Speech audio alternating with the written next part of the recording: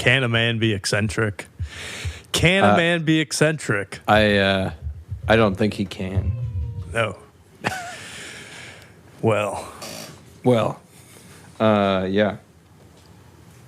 So you didn't like the reading for this week?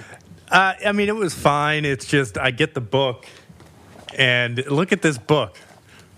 It's like, who sells a book like this? It's like a freaking coloring book. It's big and like, it's like a, so nobody could see this but Antushka, but so we read Murray Rothbard's The Case Against the Fed. We're going after the Fed today. Yep.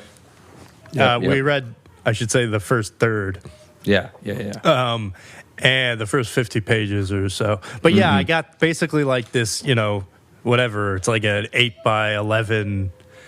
8 inches by 11 inches paperback book.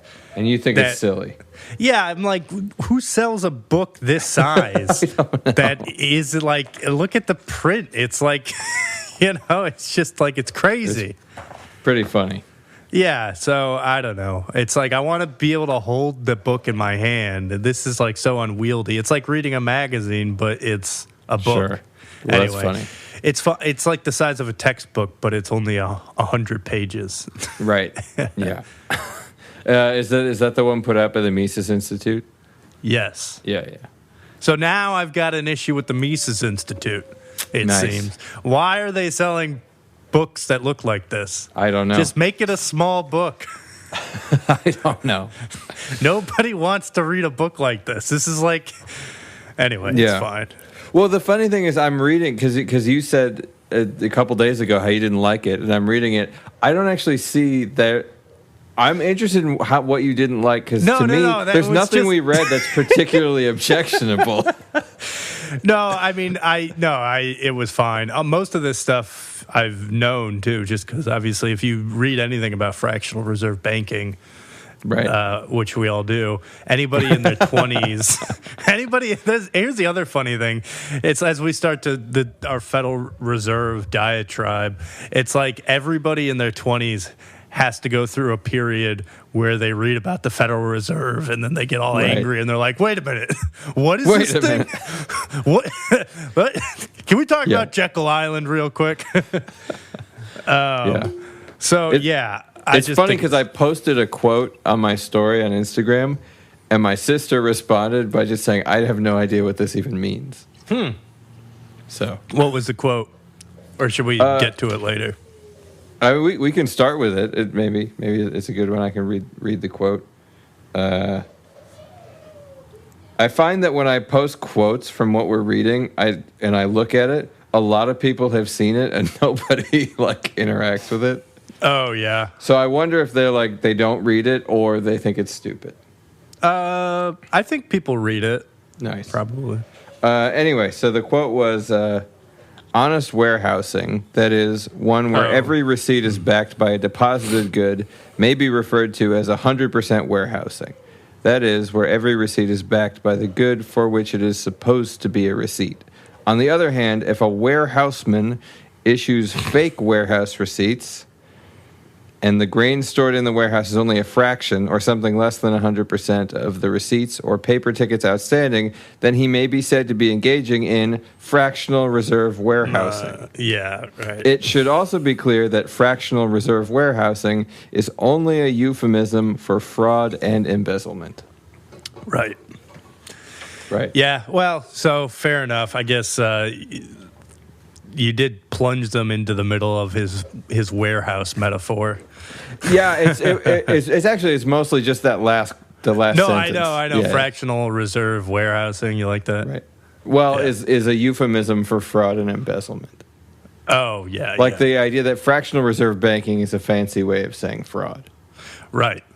Yeah. Well, no, I do like this basically because what is the crux of it is that the Federal Reserve are a bunch of counterfeiting, embezzling fraudsters. Yes. Yeah. Yep. There were some interesting points early on because he starts off by talking about what money is and what money's function in an economy is. And I don't know if we want to get into that. Maybe we should just to start. Sure. But the idea of money as a particular good that is an intermediary. And this is something that I talk to a lot of people about because I notice that there is a common frustration with money where people say, the value of money is arbitrary. Why do we even have money? I know a lot of people who are kind of anti-money. Of course you do. You anarchists. But in terms of a technology, like a market technology, money is extremely useful. What was it? Even Locke seemed at least kind of weird on money. What do you mean by weird? What did he say? He said as soon as you introduce money, you have excess or something like that, or waste.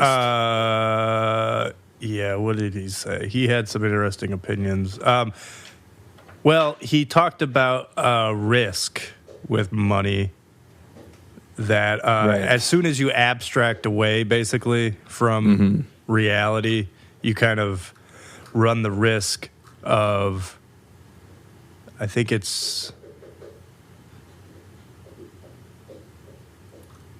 was just like, money-making kind of stuff. I thought it was when he was talking about the consumption of goods and people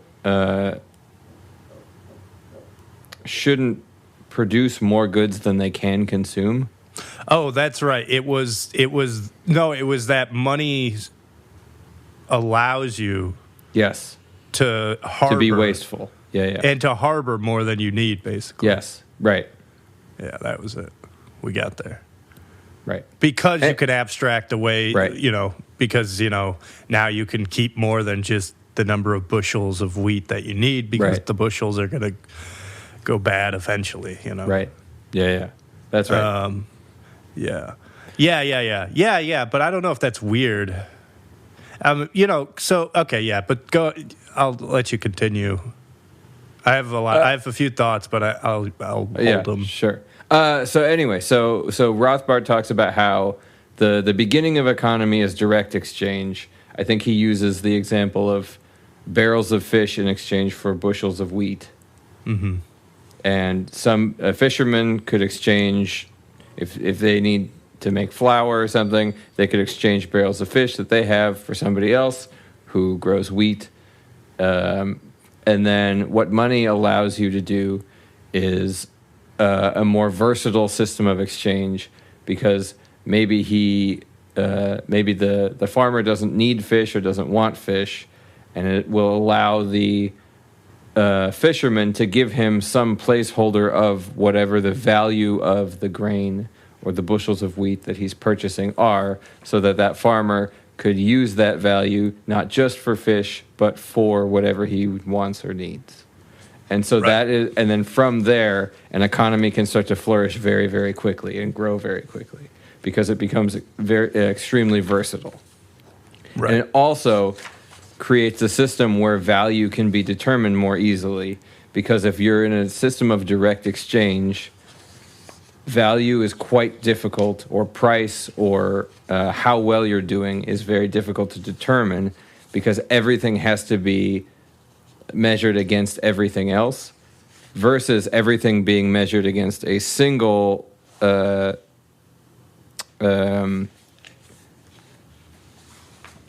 everything being measured against one thing, that is money. If everything is measured against the money, it's easy to tell what everything is worth. But if everything is measured individually against every other good, it's very complicated. Mm-hmm. Yeah. I think that's good. And then, of course, unless I'm getting ahead, but I was going to just say, of course, he goes into then why like gold and silver were the monies of choice before, I guess you could say fiat, right? / paper money. And that was because they had the qualities. They're highly valuable in themselves. Their supply is limited enough to have a roughly stable value.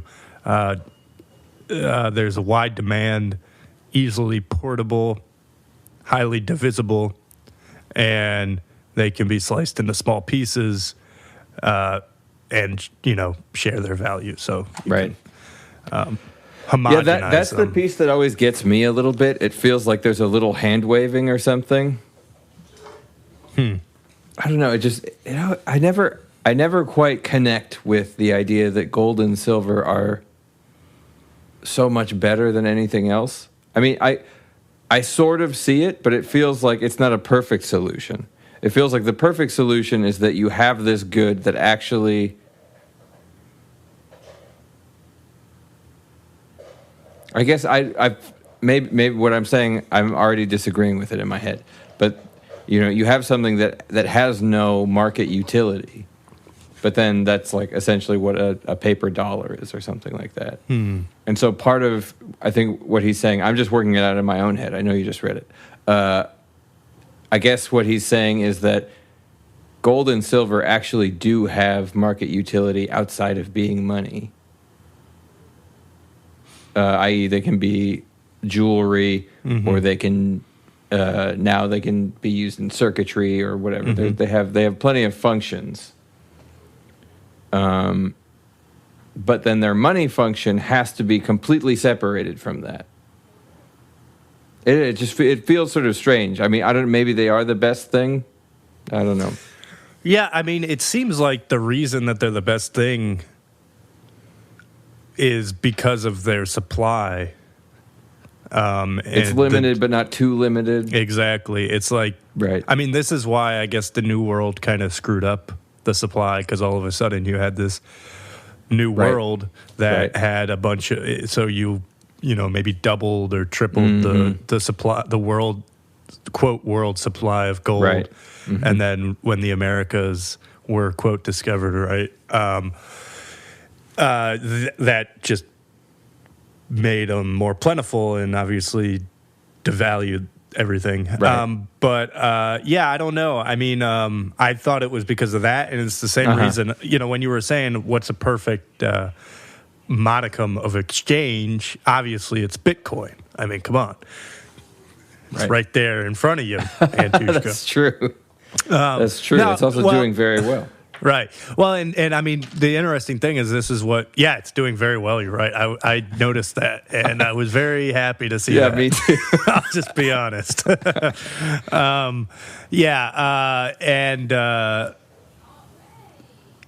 that's, and that's why I think, the fabled Satoshi created it so that it would slowly get harder to mine Bitcoins until I think technically there is like a limit, but it becomes just, I think, so difficult to mine at some point that it's going to just take a really long time. Isn't it a fixed volume system too? There's only a certain number of Bitcoin possible. There is, but it's a asymptote, I think. So I think it's just, it slowly gets more and more difficult to mine. You need more and more computers doing it for longer and longer. Right. So I think it is supposedly finite, but I think it's supposed to be, pretty far in the future. I see. But it's a good point. Whereas, like, I think if I were designing it, I don't know if this is even possible, but it does seem to me that the perfect currency is one that is infinite, so that it just, maybe it becomes essentially finite because it's so difficult to mine and it takes so long that, like, for instance, it would take a lifetime of somebody just to get one Bitcoin at a certain point. But there is still the prospect that you could get a Bitcoin. Whereas to me, like, the idea that it just is truly finite seems to be an issue. Because, then you have the issue that just somebody's going to just harbor all of it. Right. Well, but I think in a truly finite system, somebody can't harbor all of it. Because they're going to need to buy things. No, but with Bitcoin, I mean, this is why Bitcoin's kind of an issue. Because it's like, with Bitcoin, you could technically lose all of the Bitcoin if somebody somehow consolidated it all and then onto a wallet and then forgot their password. And then there goes the Bitcoin universe. Yeah, it's true. No, I mean that's very true, I think. No. Yeah. But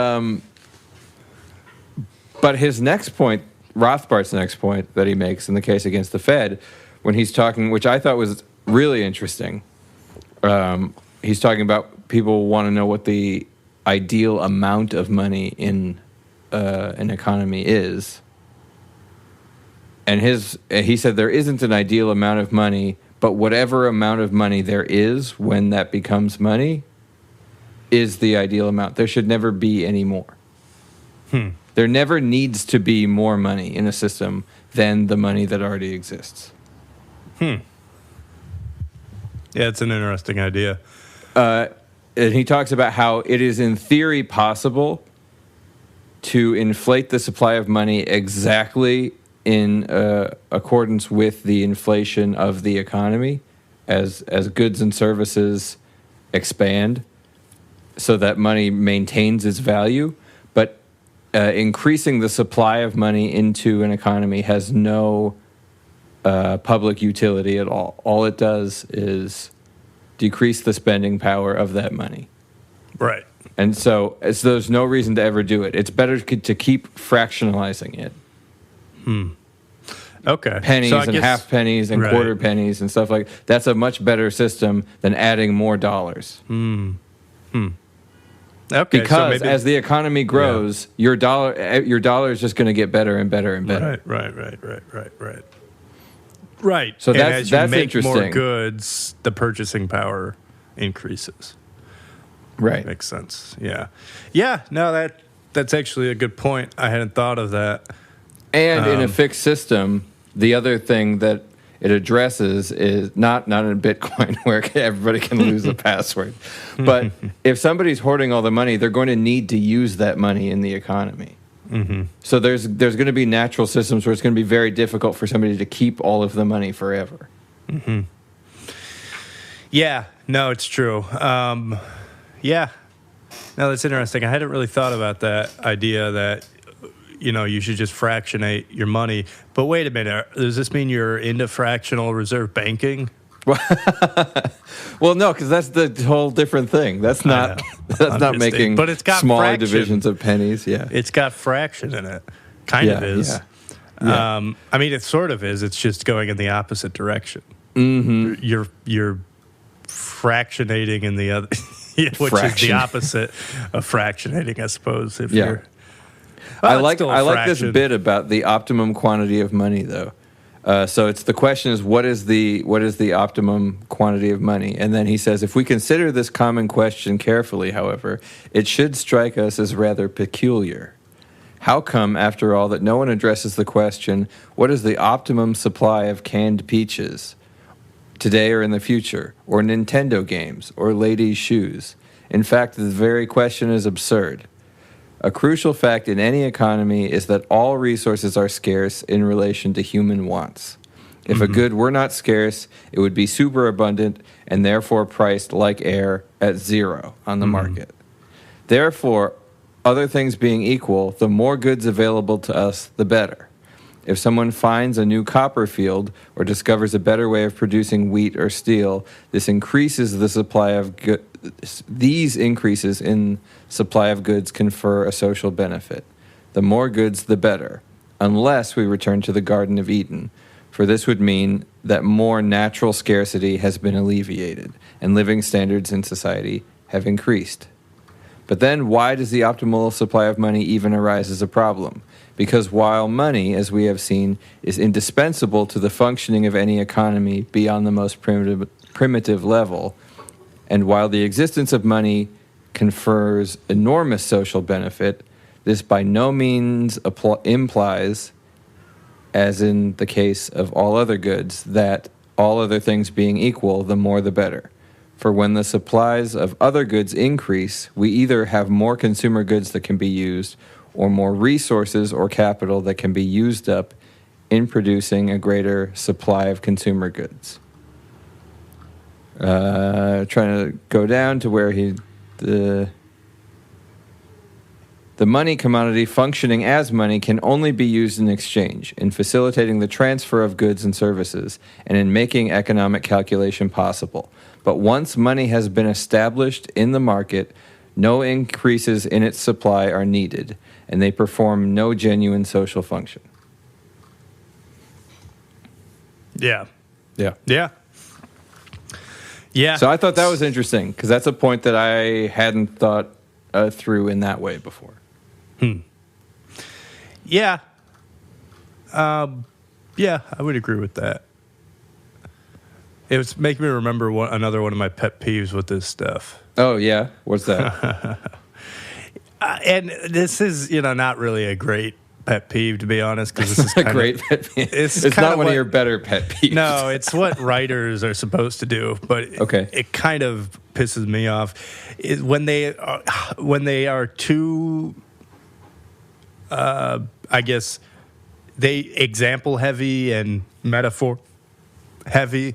It's like the Rothbard Bank. Let's say I have 10,000 in the Rothbard Bank. I could keep talking about the Rothbard Bank. What about his little charts and everything? And all his charts, yeah. And I'm just like, dude, I get the concept. You don't have to walk through all these examples. And I don't know. I get it, though. It's for the lay person, who is me. I mean, I am the lay person here. But even I'm just like... you shouldn't talk down to your audience. It's true. Yeah, and I feel that a little bit with reading him. Sure. That's how I feel when I read Sapolsky. Was that his name? He's Sapolsky. The Behave guy. He's a professor at Stanford. He's got a really he was famous, on Joe Rogan.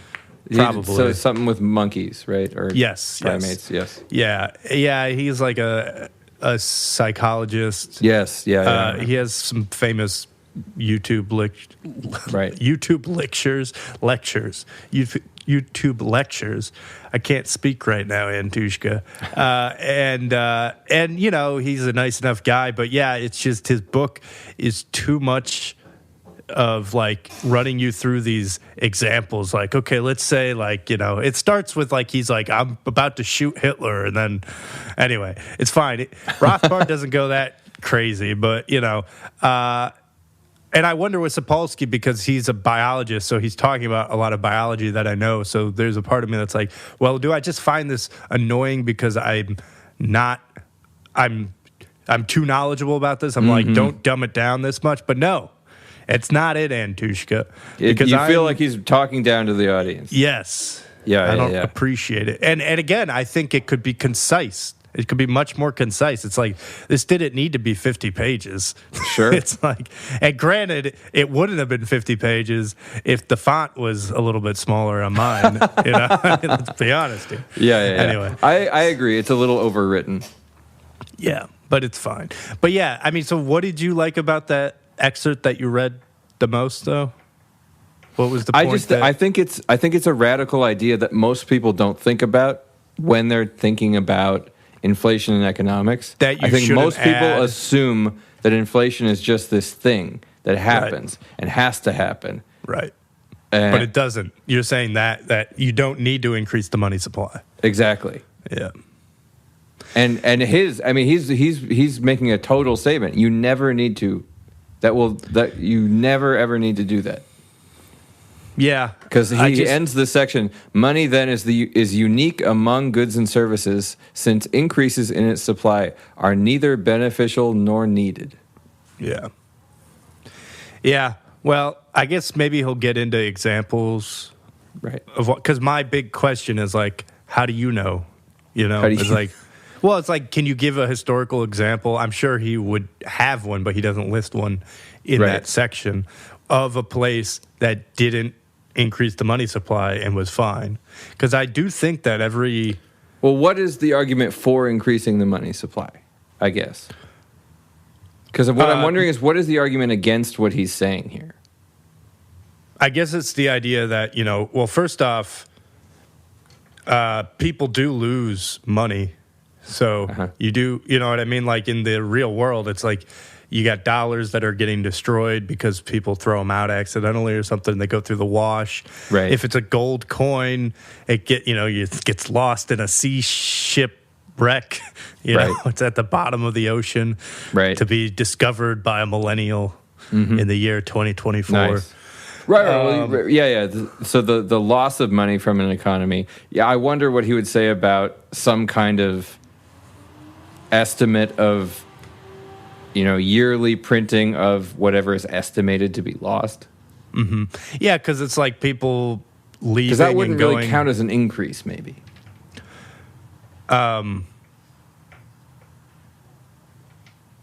Yeah, I mean, potentially not. Right.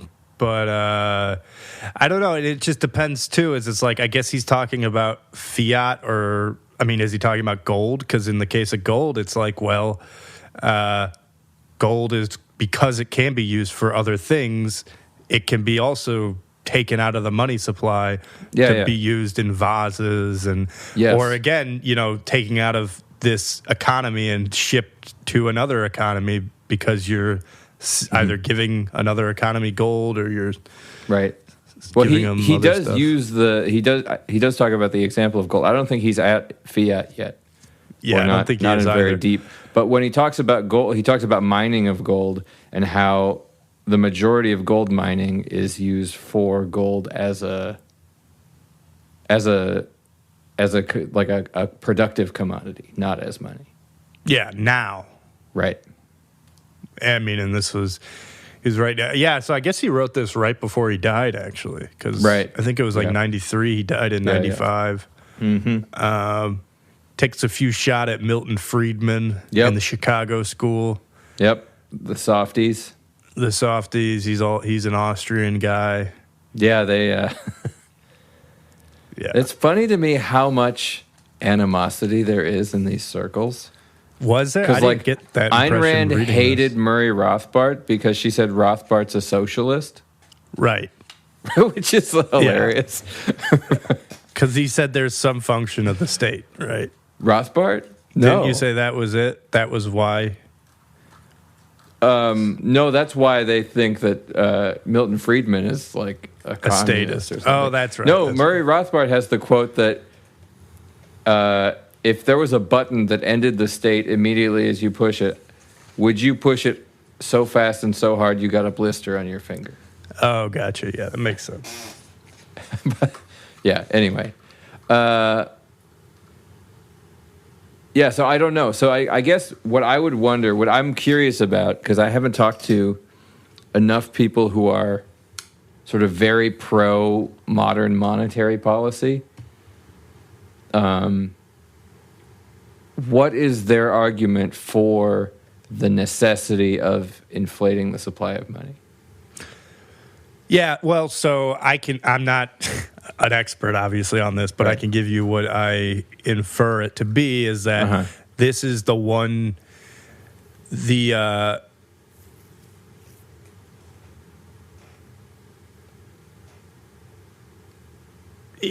it's basically, it seems like this and then the rate, the interest rate, which is in some ways related to the supply of money, right? Yes. It is the only method that they have for fighting against a recession or depression. Right. So, yeah, I mean, that's the reason, is that you need to defend against these things and that you want a central body to do it, and that this is the only mechanism that they have to actually control sort of the amount of money that is sort of circulating in an economy. And, so I go back and forth on the Fed, and maybe I'll take the pro-Fed position here just for the sake of devil's advocate and to make the conversation a little more interesting. But I do have, to be honest, I mean, to be fair, my own skepticism of the, what do they call it? That one guy calls it the demon from Jekyll Island or whatever. The devil from Jekyll Island. Yeah. What? Because Jekyll Island was where the Federal Reserve was conceived with Aldrich and what's his face? The Warburg, Paul Warburg. Paul Warburg was the sort of banker architect behind the Federal Reserve. Nice. Part of the German banking family, the Warburgs. Max Warburg was... So I listened to a book on the Warburgs. Cool. It was by same guy that wrote a book on like Rockefeller and stuff. What was his name? Ron Chernow. Ron Chernow. Yeah, he did the Hamilton one too that they did the musical for. Anyway, so he wrote a book on the Warburgs too, and I mean, the whole idea, I guess, was you had a lot of boom and busts in the 19th and early 20th century. The most recent before the Federal Reserve was the 1907 crash, and so they made the Federal Reserve as a method to protect against bank runs. Because if you put somebody in control of the supply of money, then you could always bail out a bank. Right. Yeah, I mean, Milton Friedman writes about that too, about the... He also writes about that. It's interesting that that part of the history coincides. And then Milton Friedman says essentially the Fed created the Great Depression. Yeah, no, because it didn't do that. Like, that's what it was designed to do. It's designed to allow fractional reserve banking, because fractional reserve banking is ultimately not a self-sustaining system. And so they know that. And so then the Federal Reserve is this thing that will sort of allow banks to do fractional reserve banking. Right. And then for all sorts of crazy reasons, it didn't even do what it was designed to do. Right. In the 20s, 30s. Now, if I could do the devil's advocate for fractional reserve banking. Okay. Well, should we say what that is, and then you can advocate? Oh, yeah, sure. You can devilishly advocate for it? Sure. Do you wanna go for it?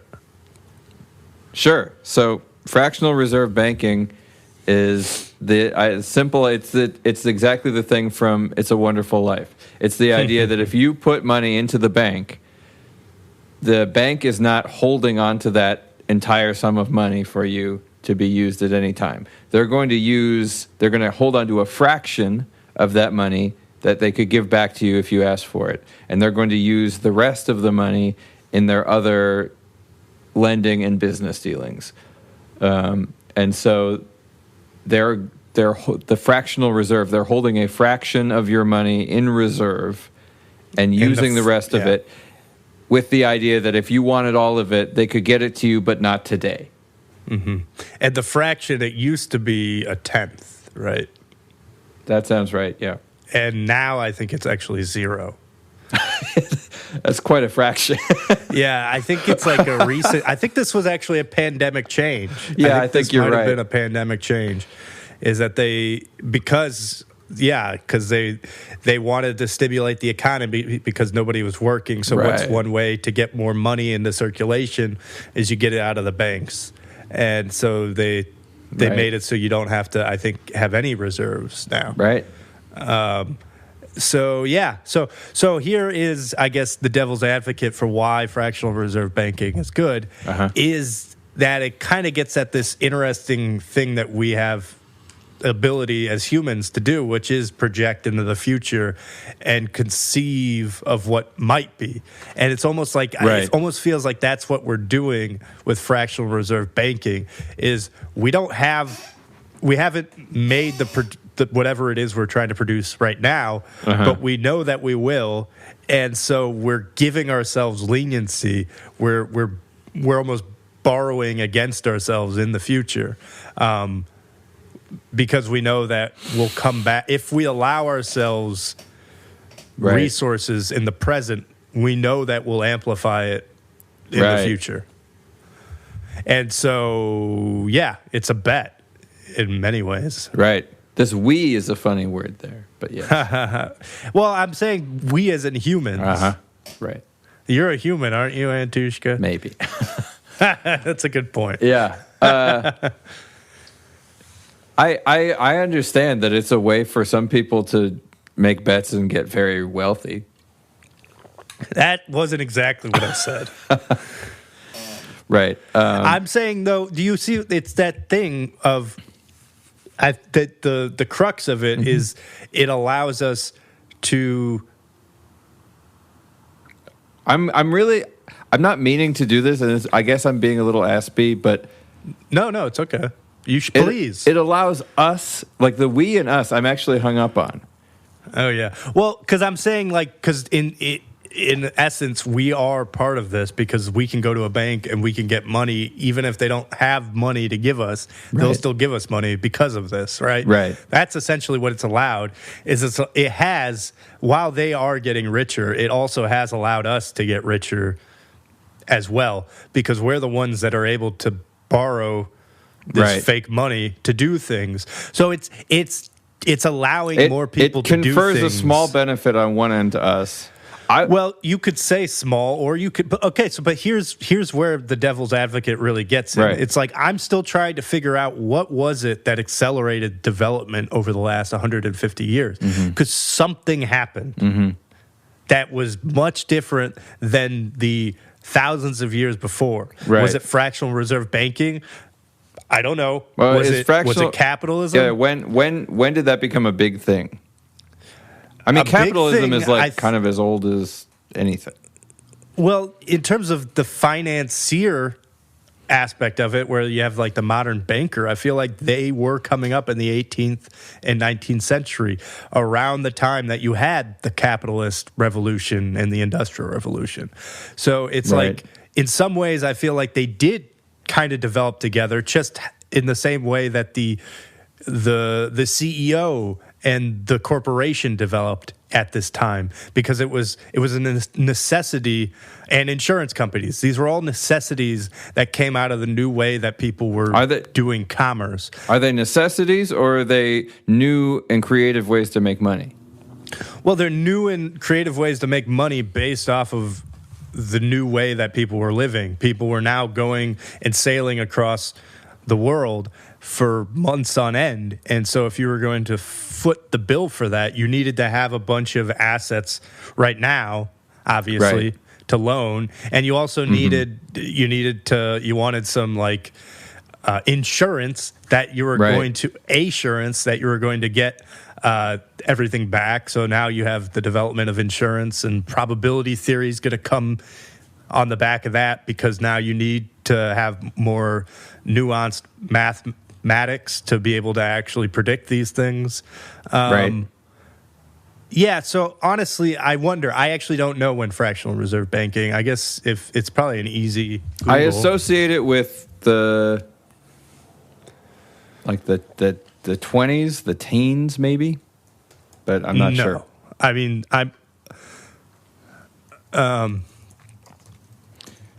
let's see. I'm now Wikipediaing history. Nice. Predates the existence of governmental monetary authorities and originated with bankers' realization that generally not all depositors demand payment at the same time. Right. Hey, wait a minute. Yeah.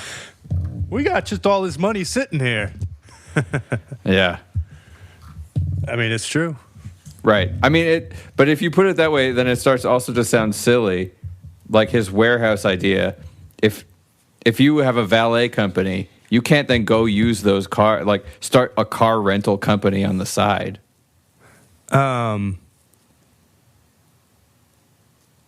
Yeah. I think that there is an argument that it allows a certain level of economic expansion because one business becomes two businesses, kind of a thing. Yes. That's exactly it, though. It's the expansion. And so it is a question of whether this allows acceleration of progress by allowing you to assume that you have more resources than you actually do. I think it allows probably short-term extreme acceleration and bifurcation. And so what you see now, from my understanding, is wealthy people are way, way wealthier. Poor people are somewhat wealthier, but the difference between the two is much greater. Right. And it's I get into this conversation with people, sort of more socialist and lefty friends of mine, that say, I don't think that the government should allow there to be billionaires. And it's like, I don't think there would be billionaires if not for the government. Like it's systems like this. I know. It's systems where you have some top-down injection of money, and where does that money go? I mean, that's the other funny thing is when the Fed creates a whole bunch of money, Okay, what happens to that money? They don't go hand it out to people. They give it to banks. Mm-hmm. And so the banks are getting money from the bottom, and the banks are getting money from everywhere. Yes. It's insane. It's a crazy. And so while that maybe allows you and me to get loans more easily for a house or a car or whatever or a business or whatever we need loans for, it's also our money is devalued to the point where it's almost worthless. And it's this thing is like, if I put my money into the bank, that should be a somewhat risky proposition. And so, the idea that I give them my money so that they can invest it, like his example of a CD. So that's not money that I can get back until later. I'm going to give them that money for a year, and in exchange, I've essentially given them a loan. And in exchange for that money, they're going to give me some kind of interest. Do you want to define CD? A certificate of deposit. Yeah. So they're types of accounts you can set up with banks, where some agreed upon term, you give them X amount of money for 6 months, and they're agreeing to give it back to you with a return of 2.5% or something like that. Mm-hmm. So something like that makes a lot of sense to me. And there should be risk in giving your money to somebody else. And so this is the other thing, insurance, like federal insurance, messes up the system too, which is slightly different than what we're talking about. But the idea that the bank, that there's no risk involved in this transaction also means that there's no reason that your money is worth anything other than what the bank can make money for on it. You can't even make money off your own money. But the bank will. The bank wants your money and will make lots of money off of it. You lost me a little bit at the end with the you can't even make money off of your own money. Because you give your money to the bank, and the bank gives you basically nothing in return for it. Like a savings account, a checking account, the interest rates on those are ostensibly nothing. Mm-hmm. Like 0.0006 or something weird. Right. But you're able to take it out pretty quickly. In theory, yes. Well, right, but they don't even have to hold any. Like, why would you give this to them? This is what I'm saying. Why would you give a bank that? What is the incentive? Because then you can use a debit card. Yeah. Not on a savings account, but yeah. Yeah. No, I mean, it's true. I would say, this is why everybody's so afraid of, CB, what do they call them? Central bank digital currencies. Right. Because it is true that banks are becoming harder to avoid using banks. You could, I think, ask that question, why do I need this, much more readily 30 years ago when you could just put your money under the mattress. Right. Now I think it is more difficult. Some places don't even accept cash. Right? Yep, it's true. Which I think is illegal, actually. Yeah, but it's all over the place.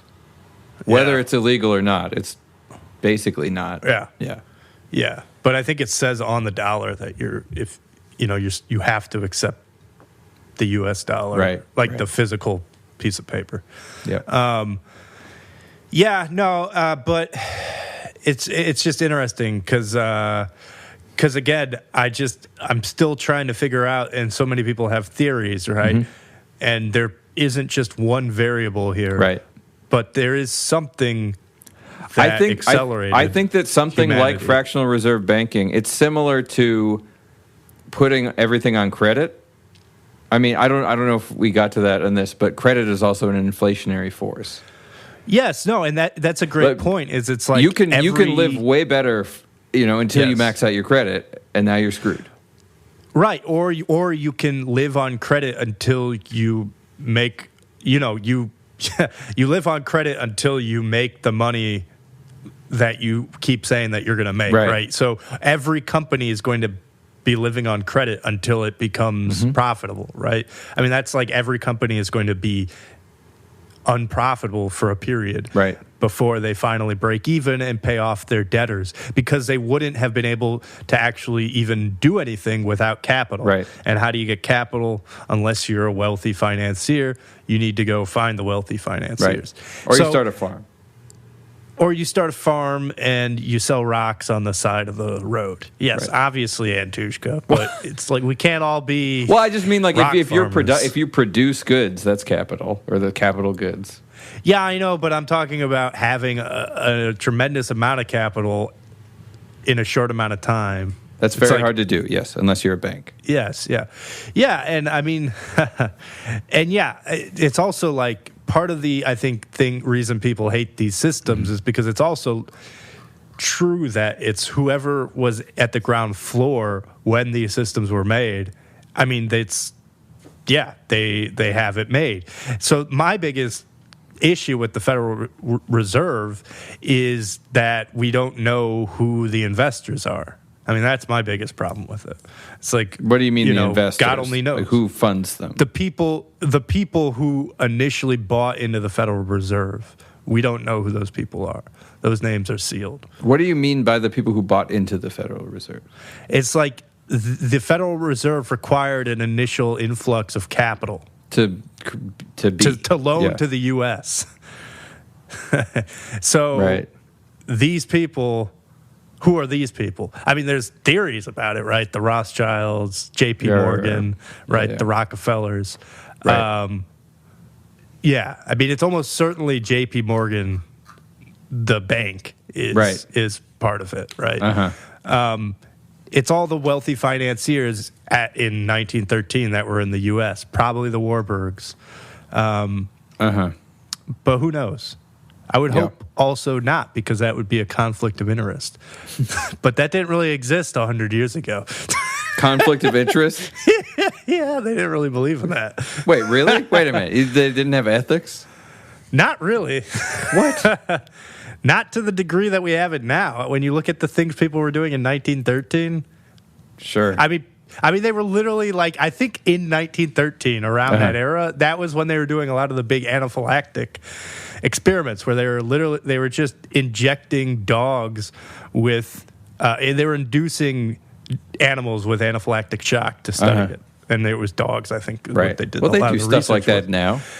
Yes, but this was much they were less meaner about regulated. It. Yeah, well, and you know, at least you could just be anybody doing it in your basement, right? And whereas now you have to ask a lot more permission. How about that, Antushka? And also human. I mean, obviously. Clinical trials. I mean, I'm getting on a tangent, but I'm just surprised that I don't know if you're being facetious. About what?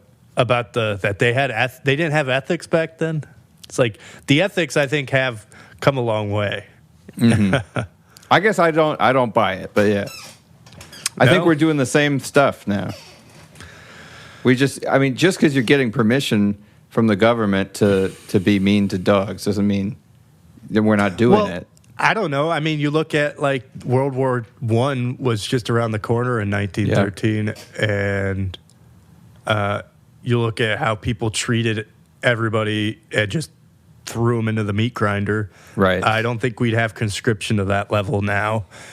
We also wouldn't let 15-year-olds go. I mean, there were like interviews of Irish veterans from World War I on YouTube talking about how they would like lie about their age and go when they were like 15. Right. I mean, and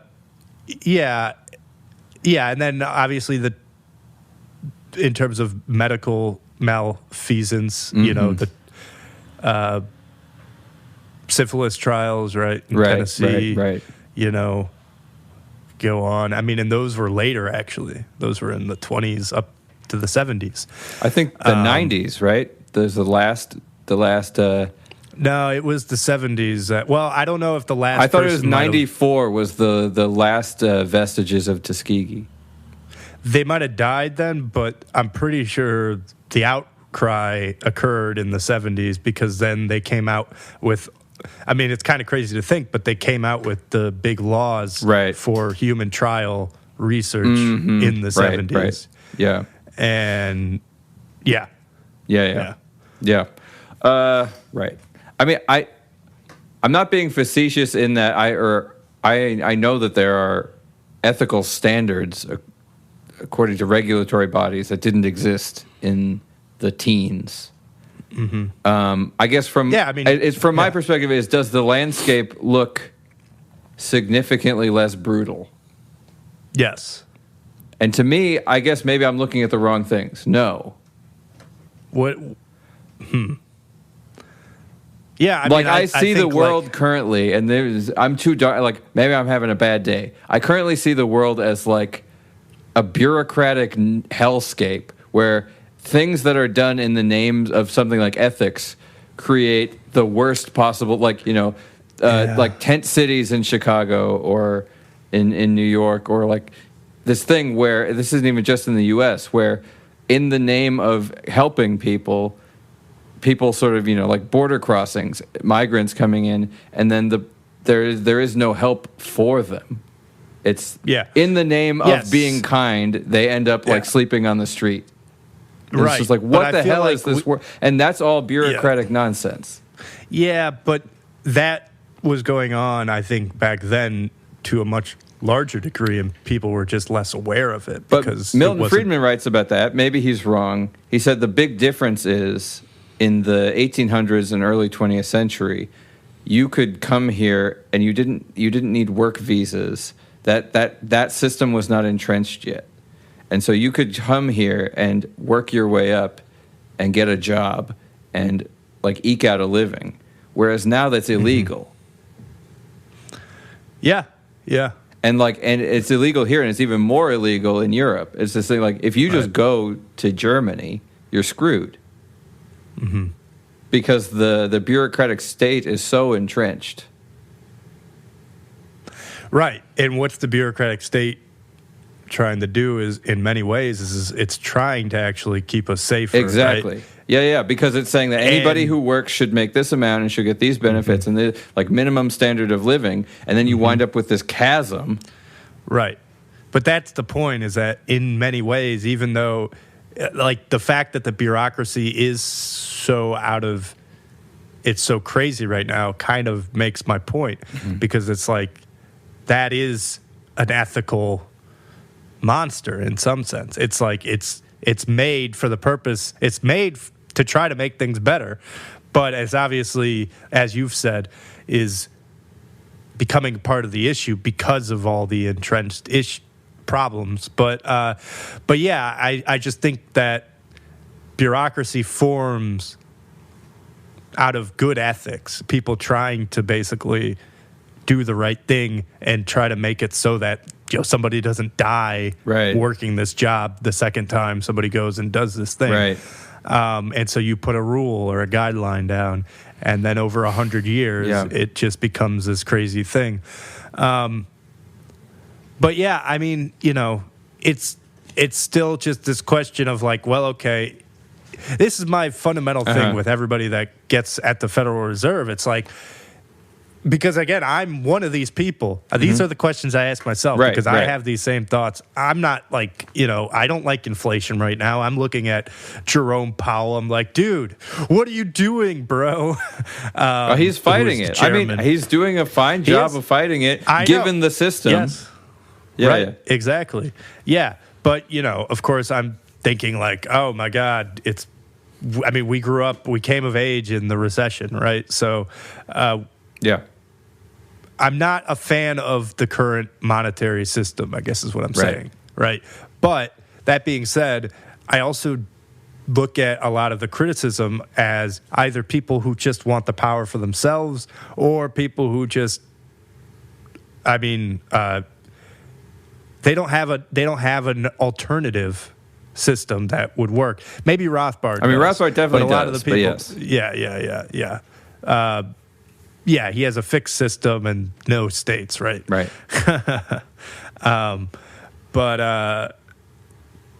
But yeah, I don't know. I think you don't need a Federal Reserve. This is the thing, is we've talked about this before. There's a lot of systems that aren't even that old that we are just... Oh, did we freeze? Oh, okay. No. Sorry. There's a... I noticed in the last couple of minutes that my audio is recording with a lag. So I don't know. I hope it's not too messed up. I could try restarting, but I don't know what you'd prefer. But well, we're almost done, so it's probably worth just letting it ride. Because it's recording, but it's like a half a second after I'm talking. Anyway, so it's okay. There's a lot of systems that are in place that we are just used to because we don't know anything different. But, something like the Department of Education is not a very old system. But we think of it as this crucial thing, and it's like 30 years old. You're going to make the shoe example, aren't you? No, I'm not going to make the shoe example. But that's a good one. You reminded me. But the Federal Reserve is older than the Department of Education, but it's not that old. Yeah. It's like it's these kinds of things that we think that we are absolutely crucial to our survival as a society because they've been around and they're all we know, and we assume that they're going to exist, and we assume that it has to battle this inflation without asking where this inflation is coming from. And then there is an argument, and then it's like, who do you believe? Because the government is saying inflation comes from overspending, or Joe Biden said something 3 years ago that the inflation comes from people over-saving, and they should be spending more money because their savings accounts were too big, and they're being greedy or something dumb like that. Or it comes from greedy corporations, and it's all of a sudden corporations got greedy and they were fine before, or something weird. But there's those arguments, and some people believe that, and then there's other arguments like Rothbard and Mises that say that inflation comes from the expansion of the supply of money. And some people believe that and some people don't. And people don't even agree on what inflation is. Yeah. Well, I do like the fact that he's basically painting he's drawing up an argument to paint the Federal Reservists as counterfeiters, which I I like how where he's going with that.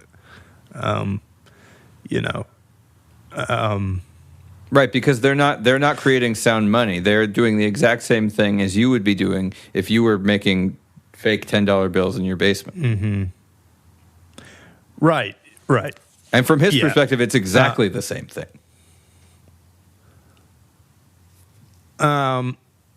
Not quite.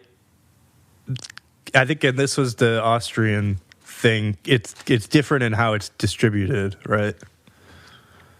Well, because the Federal Reserve, it's this whole thing about who gets the money first.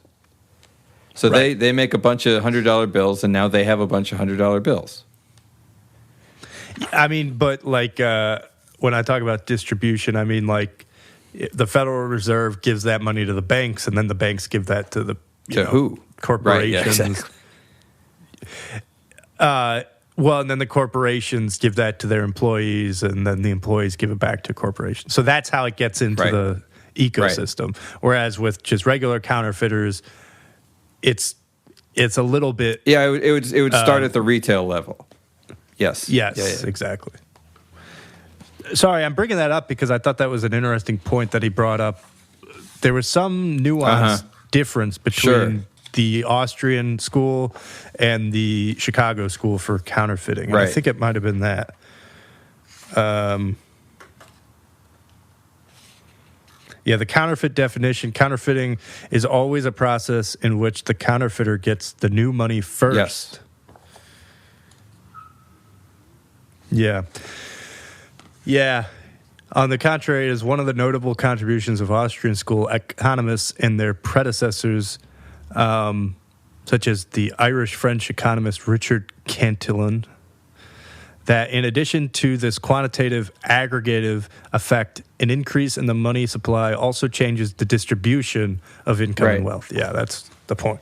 So the ripple effect also alters the structure of relative prices, and therefore of the kinds and quantities of goods that will be produced, since the counterfeiters and other early receivers will have different preferences and spending patterns from the other people.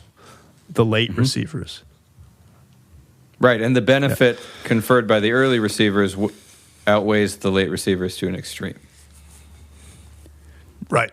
Right. So this is where it's just another argument against what the Fed is doing. Not only is it devaluing the dollars of all of us folks down here, but it's also enriching itself and the banks and the corporations by having they're all early receivers, so they confer all the benefit while our dollars are devalued, and so the chasm grows. Right. So, yeah, exactly. He says, in sum, the Austrian insight holds that counterfeiting will have far more unfortunate consequences for the economy than simple inflation of the price level, as you said. There will be other and permanent distortions of the economy away from the free market pattern that responds to consumers and property rights holders in the free economy.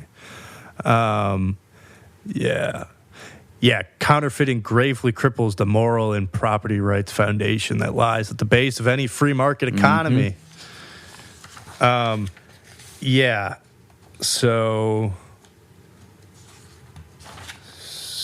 Oh, also, of course, he goes into the thing that everybody was talking about. I feel like whenever there's inflation is in the news, then you get everybody coming out talking about how inflation is actually a hidden tax. Yes. Which it is, of course. But yeah, he talks about that. I thought the way you said it, I thought you were going to argue against it. No. It's just funny because everybody talks about that. Yeah. That's all. Although some people don't agree. I have family members who think that inflation's a good thing. Is this your grandpa? No. Because your grandpa's an economist. He has a degree in economics, yeah. What does he think of Milton Friedman? I think he likes him. I think it's like, at this point, kind of old hat for him. But yes. But was he an Austrian economist? No, I think he was I don't think he had a side. Keynes? No, not Keynesian. Didn't like them. Nash? I don't know. Okay. Yeah. Yeah, I don't know. It's funny to me. To me, I wish I heard more arguments. I wish people were engaging with this stuff more. That's because I don't know that Murray Rothbard's right, but I can't have that many conversations with people about this stuff. Because they'll say things like inflation's good, right? And it's like, well, what do you mean by that? What do you think is good about it? I don't ever hear people say that. Who are you talking to? You're like mainstream European, like center left folks. What? Who are these people? Biden supporters in Europe. Are these musicians? No, not musicians. No. No. I'm just saying, like Europeans mostly, but the kinds of Europeans who are like we'd call Democrats. Mm-hmm. Like establishment. European Union shills. Right, but they say that like inflation is a sign of a healthy economy. Not hyperinflation. You want just the right. You want 2-3%.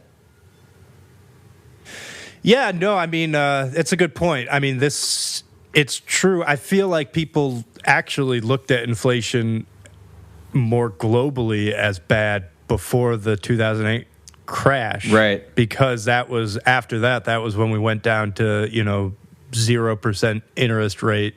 Right. And everything like that. Which is when people were like, oh, we can do this, inflation thing, and it doesn't run away. Right. Inflate ourselves out of the problem. Yeah. Yes, exactly. I mean, that is the Keynesian idea, essentially, right? That deflation is the worst possible thing in the history of the universe. Right. And so rather than have any deflation, you want a manageable amount of inflation all the time. Right. The crux of all this to me is just that you need a way to make sure that your goods don't ever get lost in the abstraction of the money. So, in theory, as long as there's enough food, society should never really collapse, right? Because there's actually enough to sustain But I think we people. might just have found a way to make that happen. enough food and society collapses. Yeah, well, it's just to say in theory that shouldn't happen. And I'm just saying that it is just like fractional reserve banking is a trick of the mind. Yeah. I think so is the collapse. It's a bit of a trick of the mind. Yeah, true.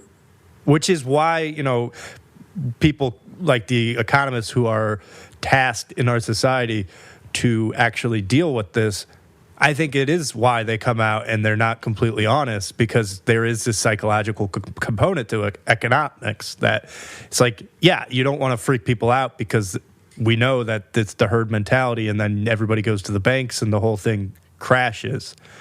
So just don't go grab your money and everything's fine. But of course, if you're worried that your money won't be there, blah, blah, blah, yada, yada, yada. Yeah. I mean, my preference is that putting your money in the bank is a high risk thing. Yeah. Like you are risking losing your money.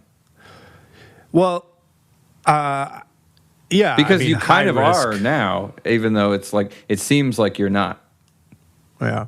Yeah, somebody said we're supposed to have some crashes. Spring is apparently the time of bank crashes. Like last year is when we had those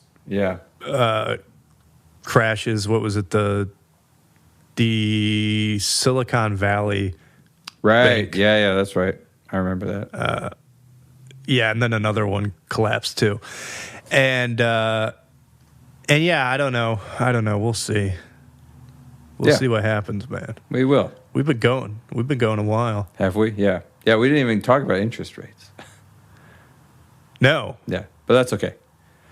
It's also a little bit not what he's talking about, but yeah, I think we cover most of the stuff that he's discussing. Oh, I guess we'll get to this next week because it's in the central bank section, which is like the last section. Right. But he said that the UK, the Bank of England was the first central bank. But actually, I think it was the Bank of Sweden. Nice. Well, there you go. You should contact Murray's estate. I should. Yeah. Also, we keep calling him Rothbard. It's pretty funny. They all call him Murray.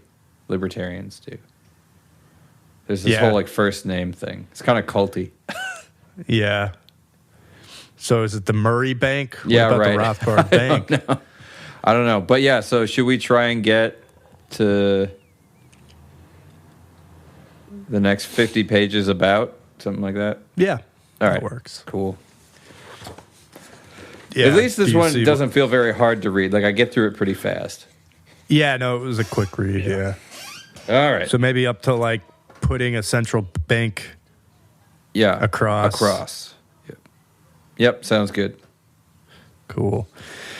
Yeah, and I miss Nietzsche. You miss him? Oh, I got another comment on Reddit. It was a pretty funny one. I got it last night. It was a Nietzsche comment. It was old. Somebody must have found the post. Oh, what'd they say? They said Nietzsche was a clown, basically the Jordan Peterson of his day.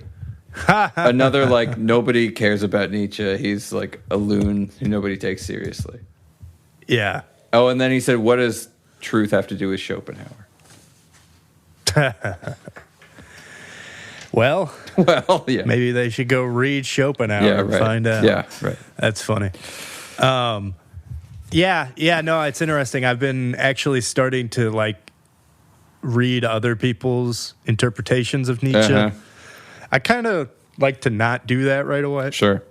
I prefer to read somebody myself and develop an opinion. Yes. But now I feel like I've read enough. And the first thing that I've started realizing is, one, I think we actually are doing a decent job. Okay, that's good. Getting his main points. But yeah, it is kind of true. I can kind of see how he's the Jordan Peterson of his day. Yeah. I mean, Jordan Peterson really likes Nietzsche, right. So that would certainly make sense. Right. But yeah, no, I mean, it is true that he was just...